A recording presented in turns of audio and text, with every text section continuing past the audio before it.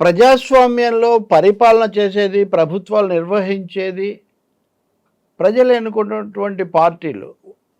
ప్రజలు ఎన్నుకున్న వ్యక్తులు, ఆ పార్టీల నాయకులు, ప్రధానమంత్రులవుతారు, ముఖ్యమంత్రులవుతారు. వాళ్ళు చెప్పినటువంటి, చేసినటువంటి విధానాలు అమలు జరుగుతాయి. కానీ అదే సమయంలో పార్టీలు ప్రత్యక్షంగా పాలన నిర్వహించవు. పాలన నిర్వహించడానికి ఒక శాశ్వతమైన అధికార యంత్రాంగం ఉంటుంది.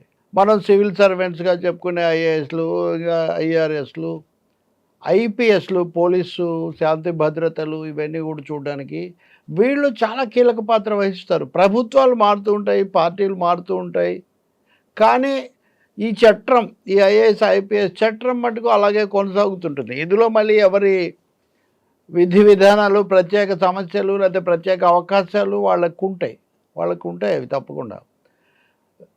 ఇక్కడ చాలా సున్నితమైన లేదా సంక్లిష్టమైన అంశం ఏమంటే ప్రభుత్వాల్లో మార్పు కోసం ఎన్నికలు జరిగే సమయంలో కూడా అప్పుడు కూడా ఐఏఎస్లు, ఐపీఎస్లు వీళ్ళందరి మటుకు ఆ కీలక బాధ్యతల్లో వాళ్ళు కొనసాగుతూనే ఉంటారు. కాకపోతే అంతకుముందు ముఖ్యమంత్రి చెప్పిందో, ఇంకొకరు చెప్పిందో విన్నటువంటి అధికారులు ఇప్పుడు పూర్తిగా ఎన్నికల సంఘం పర్యవేక్షణలోకి వస్తారు. కాబట్టి ఈ సమయంలో వాళ్ళు ఎలా చేస్తారు, ఏం చేస్తారు అన్నది అటు అధికార పక్షానికి, ప్రతిపక్షాలకు లేకపోతే మామూలు సామాన్య ప్రజలకు సంబంధించిన ఒక ఇబ్బందికరమైన అంశం అవుతూ ఉంటుంది. ఉదాహరణకు చెప్పాలంటే ఒక దశలో బలపరిచిన వాళ్ళు ఒక దశలో వ్యతిరేకులు అవుతారు, ఒక దశలో వ్యతిరేకించిన వాళ్ళు ఒక దశలో బలపరుస్తూ ఉంటారు.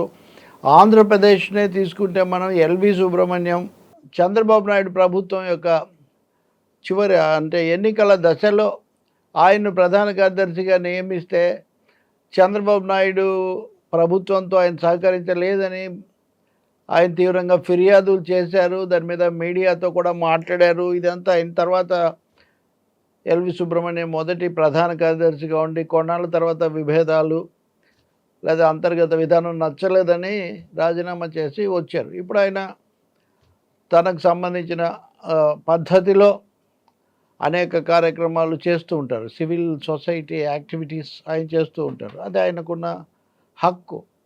ఇక్కడ సమస్య అంతా ఏమంటే ఆయన ఆ పదవిలో ఉన్నప్పుడు చంద్రబాబు నాయుడుకి సరిపోలేదు. తర్వాత మటుకు మళ్ళీ జగన్మోహన్ రెడ్డికి ఆయనకు కూడా కుదరలేదు. కాబట్టి నాయకులు, పార్టీలు మారినప్పటికీ ఈ సమస్యలు అలాగే ఉంటాయి. రాను రాను ఏమైందంటే కొన్ని పార్టీలు దీర్ఘకాలం పాలించటం వల్ల, లేకపోతే ఇప్పుడు బీజేపీ 10 ఏళ్ళు కేంద్రంలో ఉంది. వాళ్ళు ఒక ఐఏఎస్, ఐపీఎస్ ఇట్లా లాబీస్ ఏర్పడతాయి. ఈ లాబీలు ఏర్పడి వాళ్ళు కూడా ప్రత్యక్షంగా, పరోక్షంగా విధానాలను ప్రభావితం చేస్తూ ఉంటారని అంటూ ఉంటారు. ఇప్పుడు మనం తెలంగాణలో రేవంత్ రెడ్డి కాంగ్రెస్ ప్రభుత్వం వచ్చిన తర్వాత 10 ఏళ్ళు, మొదటి 10 ఏళ్ళు కేసీఆరే కొనసాగినంత వరకు ఏం సమస్య లేదు. కానీ తర్వాత ఇప్పటికి వచ్చేసరికి ఉదాహరణకు ఇప్పుడు మనం చూస్తున్న ఫోన్ ట్యాపింగ్ ఉదంతం చూస్తే అది చాలా భీతి కొల్పే స్థాయిలో జరిగిందని అర్థమవుతుంది. మరి దీనికి ఎవరు ఉత్తర్వులు ఇచ్చారు, దీని వెనక ఎవరున్నారు, ఇలాంటి ప్రశ్నలు చాలా ఉంటాయి. ఆంధ్రప్రదేశ్లో కూడా జగన్ ప్రభుత్వం చంద్రబాబు హయాంలో ఉన్నత పోలీసు అధికారిగా పనిచేసిన ఏబి వెంకటేశ్వరరావు మీద తీవ్రమైన కేసులు పెట్టింది. కొన్ని కార్పొరేషన్లు వీటికి సంబంధించి కూడా కేసులు పెట్టారు. అవన్నీ కోర్టుల్లో నడుస్తున్నాయి. ఏదైతే అది అవుతుంది. ఏబి వెంకటేశ్వరరావు కూడా కొన్నిసార్లు కోర్టుల ఉత్తర్వుల వల్ల కొంత దూరంగా ఉన్నాయి. ఇప్పుడు మళ్ళీ ఆయన విధుల్లో ఉన్నారు. ఈ నేపథ్యం అంతా ఎందుకు చెప్పాల్సి వస్తుందంటే ఇప్పుడు ఆంధ్రప్రదేశ్ ఎన్నికల్లో మొన్ననే ఎన్నికల సంఘం 3 కలెక్టర్లను, 5 ఎస్పీలను, ఒక ఐజీ స్థాయి అధికారిని బదిలీ చేసింది. వాలంటీర్లను చాలా బదిలీ చేసింది. ఇంకా కొన్ని వందల మంది వివిధ స్థాయిల్లో వాళ్ళను కూడా బదిలీ చేశారు. బదిలీ చేసి ఎన్నికల విధులకు వాళ్ళను దూరంగా ఉంచటం, వాళ్ళ స్థానంలో వేరే వాళ్ళని తీసుకోవటం ఇది జరుగుతుంటుంది. ఆంధ్రప్రదేశ్తో పాటు ఇంకో 5-6 రాష్ట్రాల్లో జరిగింది. నిజానికి ఇది కేవలం ఏపీకే పరిమితం అనుకోనక్కర్లేదు. ఇక్కడ ఎన్నికలు నిష్పాక్షికంగా జరగడం, ఆరోపణలు ఉన్న వాళ్ళని పక్కన పెట్టడం అన్నది ఎన్నికల సంఘం చేస్తుంది. దాని మీద కూడా ఎవరికైనా భిన్నాభిప్రాయాలు ఉంటే ఉండొచ్చు. కానీ ఇప్పుడు ఉదాహరణకు బీజేపీ రాష్ట్ర అధ్యక్షురాలు పురంధేశ్వరి ఒక 22 మంది ఐపీఎస్ అధికారుల మీద తీవ్రమైన ఆరోపణలు చేస్తూ లేఖ రాశారంటూ వాటిని అధికార పక్షం ఖండిస్తుంది. మీరు ఎన్నికల సంఘాన్ని మీరు శాసిస్తారా అని. నేను లేఖ రాశానని ఆమె అంటారనుకోండి. ఇప్పుడు ఇక్కడ సమస్య ఏమొచ్చిందంటే ఎస్పీలను, కలెక్టర్లను బదిలీ చేయటంలో ఎవరికేమీ అభ్యంతరం లేదు. అభ్యంతరం చెప్పే అవకాశం కూడా లేదు. పూర్తిగా ఎన్నికల సంఘం దీంట్లో జరపాలి. అది అయిన తర్వాత ఆ స్థానాల్లో మళ్ళీ కొత్త వాళ్ళను నియమించింది. ఎన్నికల సంఘం నియమించింది. మనం ఇక్కడ ఈ అంశాన్ని గుర్తించాలి. ఎన్నికల సంఘమే నియమించింది. నియమించినటువంటి వాళ్ళలో వీళ్ళందరూ గూడా దీనికి తగిన వాళ్ళే అంటూ ఒక ప్రముఖ పత్రిక పతాక శీర్షిక ప్రచురించింది. వీళ్ళు ఐపీఎస్‌లా? వీళ్ళు న్యాయం జేస్తారా? వీళ్ళు ఇదివరకు జనసేనకో, తెలుగుదేశానికో వ్యతిరేకంగా చర్యలు తీసుకున్నారు. వీళ్ళు వైసీపీకి అనుకూలమైన వాళ్ళు. ఈ పద్ధతిలో దాదాపు ప్రత్యక్షంగానే ఆరోపణలు చేస్తూ పతాక శీర్షికతో బ్యానర్ స్టోరీ ప్రచురించింది. ఇది నిజానికి దీని మీద మళ్ళీ దీనికి ఇంకొక కారణం కూడా. నియమించేది ఎన్నికల సంఘం అయినప్పటికీ కూడా ఎన్నికల సంఘానికి ఆ పేర్లు పంపించేది రాష్ట్ర ప్రభుత్వ ప్రధాన కార్యదర్శి, చీఫ్ సెక్రటరీ. చీఫ్ సెక్రటరీ కూడా ఎన్నికల సంఘం పరిధిలోనే ఉంటారని మనం గుర్తుపెట్టుకోవాలి. ప్రభుత్వం తరఫున ఆయన యాక్ట్ చేస్తుంటారు అంతే. ఆయన ఒక్కొక్క స్థానానికి 3 పేర్లు పంపించాలి ప్యానెల్. ఈ 3 పేర్లలో నచ్చినది వాళ్ళు ఎంపిక చేస్తారు. వాళ్ళ బ్యాక్గ్రౌండ్ కూడా పంపించాలి. ఆ 3 నచ్చలేదనుకోండి వేరే జాబితా పంపండి అని కూడా అడగవచ్చు. ఇప్పుడు ఉదాహరణకు జవహర్ రెడ్డి పంపిన పేర్లలో, అంటే ప్రభుత్వ ప్రధాన కార్యదర్శి పంపిన పేర్లలో గుంటూరు ఐజీకి ఎవరు నియమించాలనే దానికి సంబంధించి వీళ్ళు పంపిన పేర్లు ఎన్నికల సంఘానికి సంతృప్తి కలిగించలేదు. వాళ్ళు అది మొత్తం వెనక్కి పంపించారు. మళ్ళీ వేరే పేర్లు పంపించారు. ఈ పరిస్థితుల్లో ఆ పత్రిక ప్రధానమైన కథనం ప్రచురించి ఈ ఐపీఎస్ల నియామకం ఇదంతా సరిగ్గా లేదు, వీళ్ళు అసలు వీళ్ళు ఐపీఎస్ల అనే శీర్షిక కూడా పెట్టేశారు కదా. కాబట్టి దీన్ని ఆక్షేపిస్తూ జవహర్ రెడ్డి ఒక ప్రకటన కాదు, ఆ పత్రిక సంపాదకుడికి, ప్రధాన సంపాదకుడికి లేఖ రాశారు. ఆ లేఖలో ఆయన ఏమంటున్నారు అంటే, అది ముఖ్యమైన రాజ్యాంగబద్ధమైన అంశమే, కేవలం రాజకీయ అంశం కూడా కాదు. ఎన్నికల సమయంలో ఇలాంటి ఆరోపణలు నియమితులైన అధికారుల మీద చేయటము, నియమించిన ఎన్నికల సంఘాన్ని ప్రశ్నించటమే అవుతుంది. ఎందుకంటే ఎన్నికల సంఘం అన్నది అన్ని పరిశీలించి చేస్తుంది. అది కూడా 3 పేర్లలో నుంచి తీసుకుంటుంది, లేకపోతే వెనక్కు పంపిస్తుంది. ఎన్నికల ప్రక్రియలో జోక్యం చేసుకునే అధికారం ఏ వ్యవస్థకు లేదు.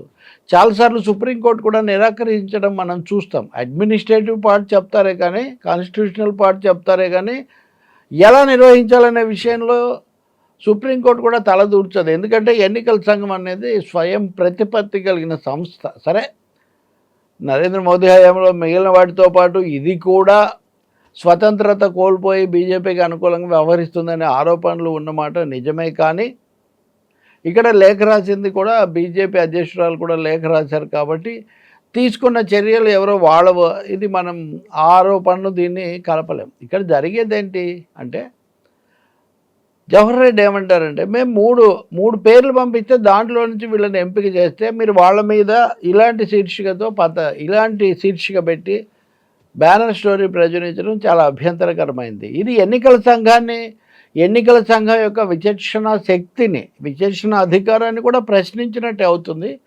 తద్వారా ఎన్నికల ప్రక్రియను కూడా. రెండవది, ఐఏఎస్లు ఐపీఎస్లు అనేటటువంటి అధికారుల యొక్క విధి నిర్వహణను, లేకపోతే వాళ్ళ యొక్క నిర్ణయ అధికారాన్ని, వాళ్ళు చేసే సిఫార్సులను వాళ్లకు ఏకపక్షంగా రాజకీయ పక్షపాతం అంటగట్టడం అనేది కూడా వార్తాపత్రిక, ఒక మీడియా చేయాల్సినటువంటి పని కాదు. దీనికి సంబంధించిన ఇతర అంశాలు చాలా ఉన్నప్పటికీ కూడా దీని మీద మీరు ఆ ప్రకటన ఎంత ప్రముఖంగా ఇచ్చారో నా ఖండన లేదా నా సమాధానం కూడా అంత ప్రముఖంగా ఇవ్వాలని ఆయన లేఖ రాశారు. మరి అది ఇంకా అంత ప్రముఖంగా ఇచ్చినట్టు లేదు. ఇవ్వకపోవచ్చు కూడా, ఇచ్చిన సమాధానం కూడా రాయొచ్చు. మీడియాకు చాలా మార్గాలు ఉంటాయి. కానీ ఇక్కడ లేవనెత్తిన కీలకమైన అంశాలు అయితే ఉన్నాయి. ఎన్నికల సంఘాన్ని కూడా అనుమానిస్తే ఇంకెవరు నిర్వహించారు ఎన్నికలను? ఎన్నికల సంఘం ఎవరైనా నియమిస్తే ఓకే అనుకోవాలి. ఇప్పుడు ఉదాహరణకు ఆంధ్రప్రదేశ్ డీజీపీగా ఏబి వెంకటేశ్వరరావు వచ్చేస్తారని చర్చలు జరుగుతున్నాయి. టీవీలో డిబేట్స్ పెడుతున్నారు.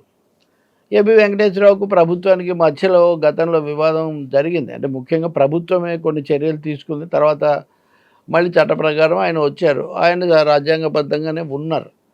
ఇప్పుడు ఆయన డీజీపీ అవుతారా లేదా అన్నది ఆయనకు ఎన్నికల సంఘానికి సంబంధించిన సమస్య. కానీ ఇప్పుడు అంశాన్ని ముందే మీడియాలో ఒక డిబేట్ పాయింట్‌గా చేయడం ద్వారా కొంతమంది ఆయనకు అనుకూలంగా ఉన్నట్టు, కొంతమంది వ్యతిరేకంగా ఉన్నట్టు జరిగిందేదో జరిగింది. కానీ ఎన్నికల సమయంలో ఇలా చేస్తే ఎన్నికల సంఘం మీద ఎలాంటి ప్రభావం పడుతుంది? సో, కొంతమంది సరిగ్గా లేరు అని ఎన్నికల సంఘం మార్చిందనుకుంటే, ఇంకా ఎవ్వరు వాళ్ళు కూడా ఎన్నికల విధుల వరకే. ఇతరత్రా వాళ్ళకేం సంబంధం లేదు ఎన్నికల సంఘానికి.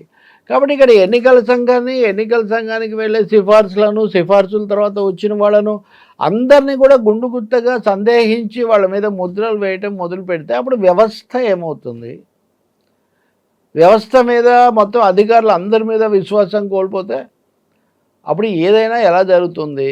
వీటికి తప్పకుండా చెప్పిన వాటి కారణాలు చెప్పడము, వివరణ ఇవ్వడము, సమాధానాన్ని కూడా ప్రచురించటం అనేది జరగాలి అని ఆయన కోరిక. మరి దీని మీద ఇంకా ఏమి జరుగుతాయో పరిణామాలు, స్పందన ఏమొస్తుంది, ప్రకటన జరుగుతుందా, జరిగిందా, ఆయన కోరుకున్నట్టు జరిగిందా, ఇలాంటి అంశాలు మనం మరొకసారి పరిశీలిద్దాం. ఇంకా రెండోదేమో ఈ సున్నితమైన అంశాల గురించి ముఖ్యంగా పేర్లు, అధికారులు ఎవరు ఉండాలి, ఎవరు ఉండకూడదు అనేది బహిరంగ వివాదం అయితే మటుకు ప్రజాస్వామ్య ప్రక్రియకు కానీ, వ్యవస్థకు కానీ జరిగే ఉపయోగం లేదు. అధికారులు జాగ్రత్తగా ఉండాలి.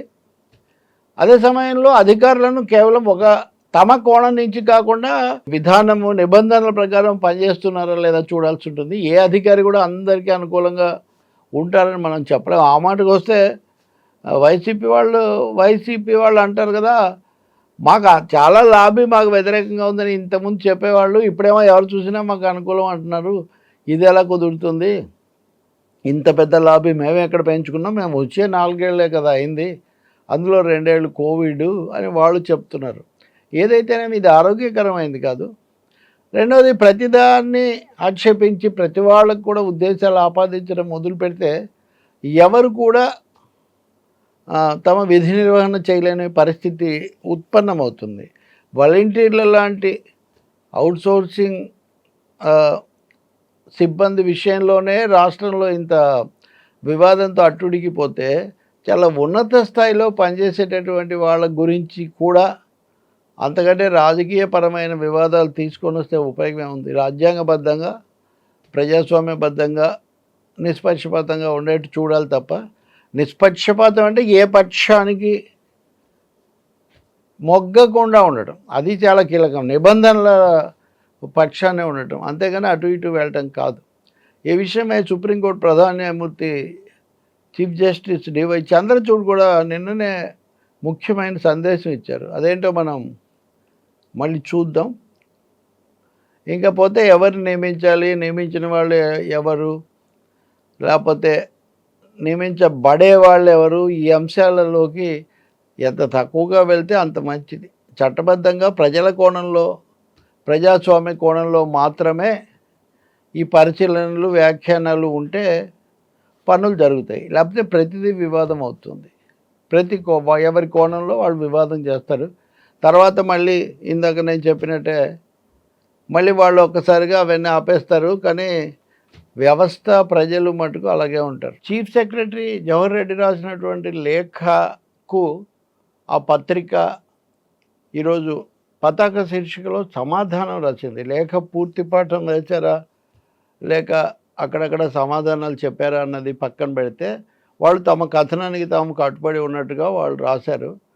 బహుశా దాని మీద ఈయన మళ్ళీ చట్టపరమైన చర్యలు లేకపోతే నోటీసులు ఇస్తారేమో మనం చూడాల్సి ఉంటుంది.